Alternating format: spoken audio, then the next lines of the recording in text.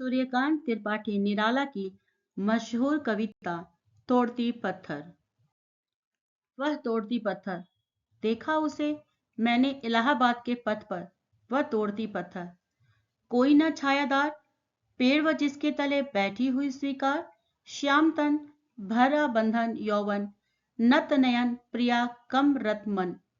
गुरु हथौड़ा हाथ करती बार बार प्रहार, सामने तारू मलिका अट्टालिका प्रकार। इसका अर्थ है कि प्रस्तुत पंक्तियों में लेखक जो है इलाहाबाद के सड़क के किनारे एक वृक्ष के नीचे जिसमें छाया का अभाव है, एक पत्थर तोड़ने वाली साधारण सी दिखने वाली मजदूरीन जो कि बड़ी ही तन्मयता से पत्थर तोड़ने में तल्लीन है। उसका रंग बहुत ही सांवला है। उसे पूर्ण यौवन का वरदान प्राकृतिक जीवन में प्राप्त हो चुका है, यानी कि वो पूरी तरह से यौवन है, यंग है। उसे यह ज्ञात है कि उसमें यौवन का भार है, अतः वह लज्जा और संकोच के कारण पलके झुकाई हुई है। वह अपने प्रिय में और कर्म में एक साथ डूबी हुई है, अथवा अपने काम में पूरी तल्लीनता के साथ कर रही है। उसके हाथ में पत्थर तोड़ने के लिए एक भारी भरकम हथौड़ा है, जिसे वह बार बार सामने के पत्थर पर उस हथौड़े से चोट कर रही है, प्रहार कर रही है और उसके छोटे छोटे टुकड़े करके तैयार कर रही है। शायद वो अपने भाग्य और भविष्य का निर्माण अपने उसी कार्य में देखती है। उसके इसी कार्य में उसे अर्थ प्राप्त होता है। उसके सामने कुछ दूरी पर वह विशेष भवन है जो परकोटे से युक्त है, जिसे पेड़ों के समूह ने अपने सौंदर्य से विभूषित कर रखा है। अर्थात दूर बिल्डिंगों के पास पेड़ों की छांव है, मगर जहां ये काम कर रही है वहां पर कोई भी किसी भी तरह की पेड़ों की छांव नहीं है।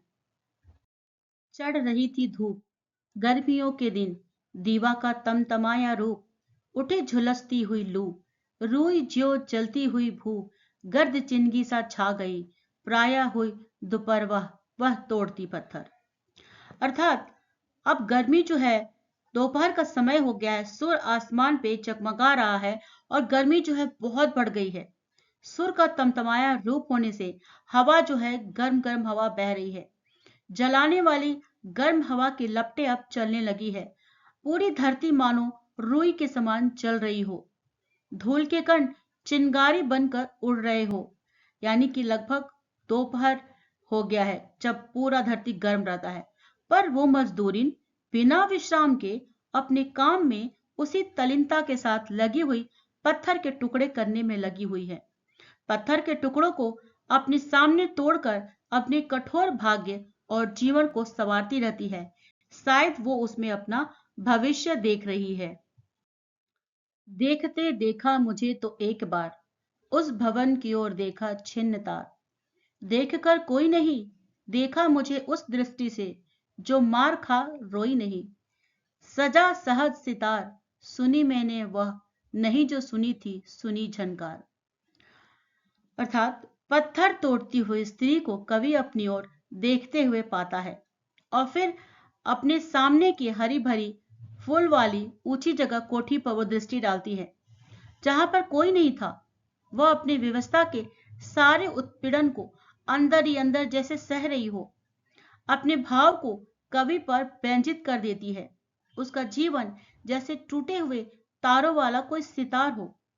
इस सामाजिक निर्ममता ने कवि के कोमल हृदय को प्रभावित किया है। हृदय के सितार के तार कस गए और फिर करुणा के वे स्वर गूंज उठे जिनसे इसके पूर्व कवि का कोई परिचय ही नहीं था। कवि तो उसे जानता ही नहीं था। एक क्षण के बाद माथे पर पसीने की बूंदें उसकी चमक उठी। वेदना विकुल निरीह भाव की अधिकता के कारण वह एक क्षण तक बेसुध भाव में डूबी रही। उसने मुझे अपनी ओर देखते हुए देखा और तुरंत ही उसने अपने सामने वाली भवन की ओर देखा। देखा कि कोई वहां है तो नहीं। फिर उसने मेरी ओर देखा और मुझे अपनी ओर देखते हुए पाकर उसने हीन दशा से वह संकुचित नहीं हुई। सहसा एक कंपन के साथ उसकी चेतना जैसे वापस लौट आई हो और सलोनी नायिका कवि के अनुभूति के एक क्षण के बाद कांप गई। उसके माथे से पसीने की बूंदें उभर कर ढुलक गई।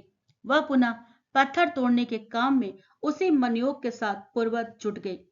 उसके उस मौन में भी यह स्वर सुनाई पड़ रहा था, जैसे वो कह रही है, मैं पत्थर तोड़ती हूँ। तो आइए इस कविता की समीक्षा देख लें। तोड़ती पत्थर कविता समाज के शोषित वर्ग को आधार मानकर लिखी गई है। इसमें कवि ने यह चित्रित कराना चाहा है कि शोषण उत्पीड़न से प्रताड़ित एक मजदूरनी को कितनी कठिन परिस्थितियों में भी पत्थर तोड़ने का काम करना पड़ता है। पत्थर तोड़ने वाले के मन में जो पीड़ा है वह उसे व्यक्त नहीं कर पाती। कवि की विद्रोहनी वाणी आर्थिक विमर्श की ओर संकेत करती है। पत्थर तोड़ती हुई मजदूरिन सामने की अट्टालिका की ओर आंख उठाकर देख लेती है। निराला जी का वैशिष्ट्य इसी में है कि उन्होंने विस्तार से कुछ ना कहकर भी आर्थिक वैश्य की दाहकता की ओर इंगित कर दिया है। मजदूरिन इलाहाबाद के पथ पर पत्थर तोड़ रही है। वहां कोई छायेदार पेड़ भी नहीं है, जबकि उसके सामने तरुमालिका अट्टालिका प्रकार यानी कि बड़े बड़े तरह तरह की बिल्डिंगें हैं। इसे व्यंजनात्मकता रूप में प्रगतिवादी स्वरूप ही कहा जाएगा। पत्थर तोड़ने वाली के हाथ में खुरू हथौड़ा है, जिससे वो बार बार प्रहार करती है। झुलसाती हुई लू और रुई में फैली हुई चिंगारियां एवं अट्टालिका की पृष्ठभूमि में उसका पत्थर तोड़ना अधिक व्यंजक है। पत्थर तोड़ने का यह प्रहार अट्टालिका पर पड़ता है। श्यामतन भरा बंधे यौवन वाली मजदूरिन कवि को अपनी ओर निहारता देखकर अट्टालिका की ओर देखती है। तदंतर नितांत एकांत में वह व्यवस्था के साथ अपने भाव को कवि पर व्यंजित करते हुए जैसे कहती हो कि उसका जीवन टूटे तारों वाला सितार है। प्रस्तुत कविता की कतिपय पंक्तियां मजदूरिन के स्थूल और मासल स्वरूप को व्यक्त करती है। इस अभिव्यक्ति का संबंध किसी काम भावना की तोड़ने वाली के हाथ में गुरु हथौड़ा है, जिसे वो बार बार प्रहार करती है। झुलसाती हुई लू और रुई में फैलती हुई चिंगारियों एवं अट्टालिका कर पृष्ठभूमि में उसका पत्थर तोड़ना अधिक व्यंजक है। कवि को इसमें अपने सर्जन कर्म के लिए एक नई भंगिमा, एक नई प्रेरणा प्राप्त हुई। इस प्रकार सामाजिक यथार्थ के फलक पर चित्रित तोड़ती पत्थर कविता का एक उत्कृष्ट प्रगतिवादी रचना है। प्रस्तुत कविता की कतिपय पंक्तियां मजदूरिन के स्थूल और मासल स्वरूप को भी व्यक्त करती है। इस अभिव्यक्ति का संबंध किसी काम भावना की संतुष्टि से नहीं है, यह तो प्रगतिवाद का एक तत्व विशेष है। समस्त रूप में तोड़ती पत्थर कविता जन जीवन में आर्थिक विषमता के अंतर पर प्रकाश डाल रही है। इस प्रकार ये पाठ यहीं पे खत्म होता है।